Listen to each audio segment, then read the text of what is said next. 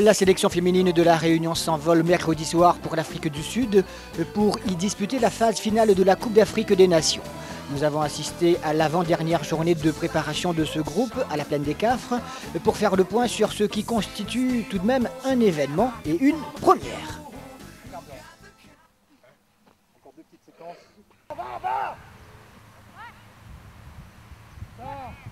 Écoutez, comme prévu, c'est-à-dire c'est un des derniers regroupements en altitude sur le site de Crêpes de la Plaine des Cafres qu'on a la chance de pouvoir l'exploiter. On a encore un dernier regroupement en soirée juste avant notre départ, avant de démarrer cette compétition africaine contre l'Afrique du Sud le samedi 11 novembre. Déjà au niveau de l'Égypte, on a déjà prouvé ce que valait le football français. Hein.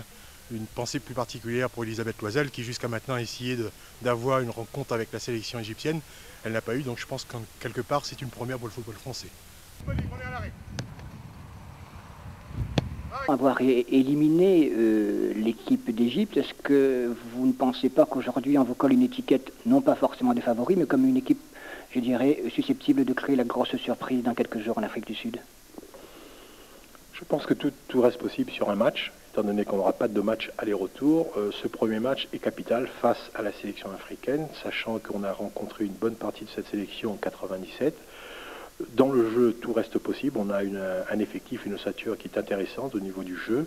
Maintenant, c'est vrai qu'au niveau des valeurs individuelles, au niveau des duels, il va y avoir quand même des situations difficiles qu'il va falloir s'y attendre lors de ce premier match. Donc, même si quelque part on pourrait créer la surprise, on est dans un groupe avec le Zimbabwe, l'Ouganda et l'Afrique du Sud, où il faut surtout respecter, parce que si on est à cette place-là, je pense que tout le monde mérite une qualification et pourquoi pas être en demi-finale, voire en finale.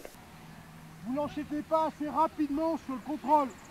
Je dirais que sur le groupe de 17 filles qui est retenu là pour partir en Afrique du Sud, donc dès le 9, la moyenne d'âge est de 19 ans, la plus jeune ayant donc 16 ans.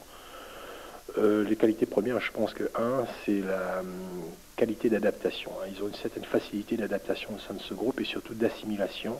Et je pense que ça, c'est une qualité première parce que quand on connaît un peu les difficultés au niveau du contexte africain, on a besoin de filles très réceptives et qui sont capables de pouvoir mettre en application assez rapidement par rapport au contexte. Et ça, je les félicite. Ils empêchent de se retourner, d'accord ?